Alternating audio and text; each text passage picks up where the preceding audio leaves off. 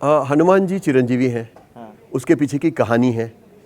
कहानी ऐसी है कि जब प्रभु रामचंद्र जी को काल ने आकर बताया कि ब्रह्मादि देवों ने मुझे भेजा है आपसे कहने के लिए कि आपके इस अवतार का समय समाप्त हो गया है, अब आपको वैकुंठ लोक में वापस चले जाना चाहिए।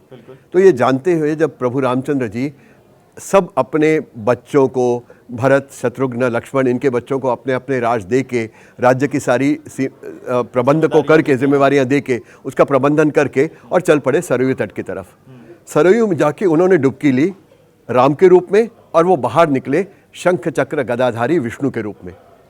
और उन्होंने अयोध्या के सब नागरिकों को और जो भी वहाँ एकत्रित थे सबसे उन्होंने आह्वान किया कि आप आइए, मुझ में विलीन हो जाइए, क्योंकि आप मेरे लिए अवतरित हुए थे और आप जिस जिस लोक से आए थे उस लोक में आप चले जाइए।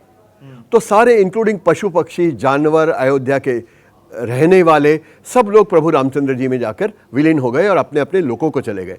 लेकिन रामचंद्र जी ने देखा कि कोने पर केवल एक प्राणी खड़ा है, एक व्यक्ति खड़ा है, और वो जब उन्होंने देखा तो वो हनुमान जी थे। क्यों ऐसा? तो उन्होंने पास जाके हनुमान जी को पूछा, अरे हनुमान, तुम तो मेरे परम भक्त हो और सब लोग विष्णु रूप में विलीन हो गए, तुम क्यों बाहर खड़े हो? तो हनुमान जी ने हाथ जोड़कर उनसे कहा कि प्रभु, आपसे बिछुड़ने का दुख तो मुझे हमेशा रहेगा, लेकिन मैं भक्त हूं और आप आराध्य हैं।